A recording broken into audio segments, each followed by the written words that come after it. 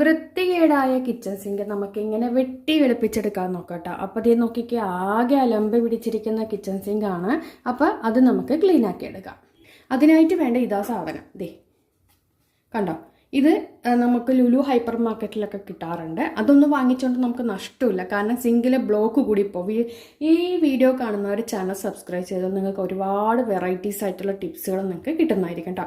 അപ്പോൾ ഇത് നമുക്ക് ഒരു കുറച്ച് ഡൈല്യൂട്ട് ചെയ്തിട്ട് വേണം എടുക്കാനായിട്ട്.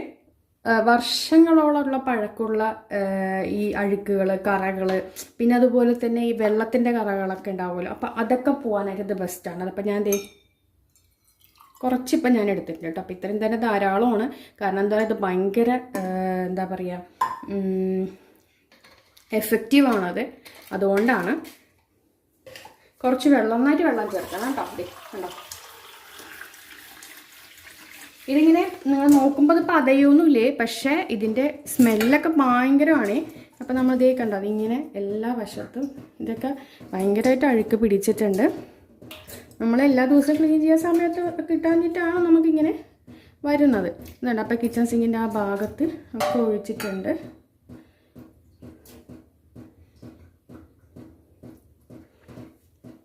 ഇനി നമുക്കൊരു 2 മിനിറ്റ് വെയിറ്റ് ചെയ്യാം. ഇപ്പോൾ ഒരു 5 മിനിറ്റ് കഴിഞ്ഞിട്ടുണ്ട്. ഞാനിപ്പോൾ കുറച്ച് ഒരു ഡിഷ് വാഷോ എന്തെങ്കിലും ഉണ്ടെങ്കിൽ അത് എടുക്കാം കേട്ടോ, അല്ലെങ്കിൽ എല്ലാ ഡോമെക്സോ എന്തെങ്കിലും ഉണ്ടെങ്കിൽ അത് കുറച്ചെടുക്കാം.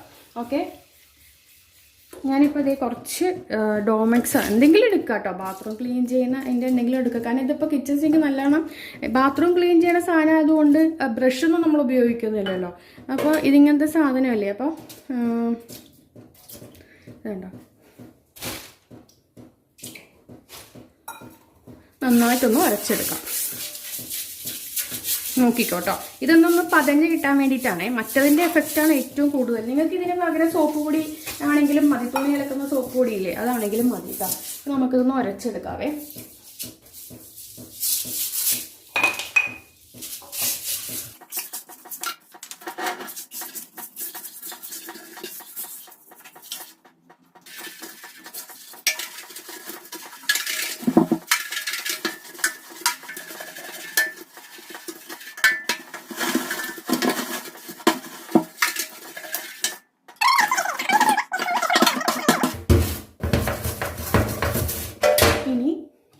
ഇനി കണ്ടോളൂ, ഈ ഒരു സാധനം ഉണ്ടാക്കുന്നതുകൊണ്ട് കണ്ടോ, ഇതിൻ്റെ ഉള്ളിൽ മൊത്തം അഴുക്ക് പിടിച്ച് കിടക്കുകയാണ്.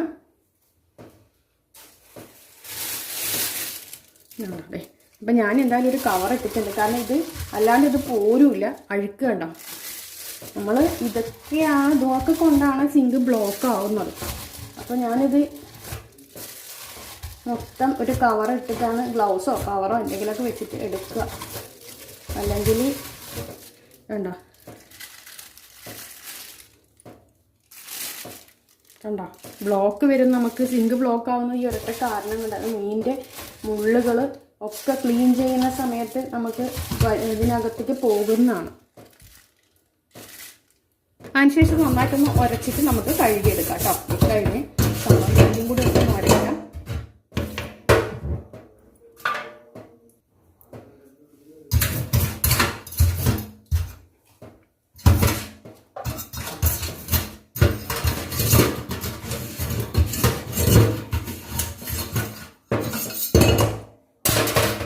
നമുക്ക് നന്നായിട്ട് വെള്ളം ഒഴിച്ച് കഴുകിയെടുക്കാം കേട്ടോ. അത് കണ്ടോ, കട്ട കട്ടയായിട്ട് ബ്ലോക്കുകൾ കണ്ടോ.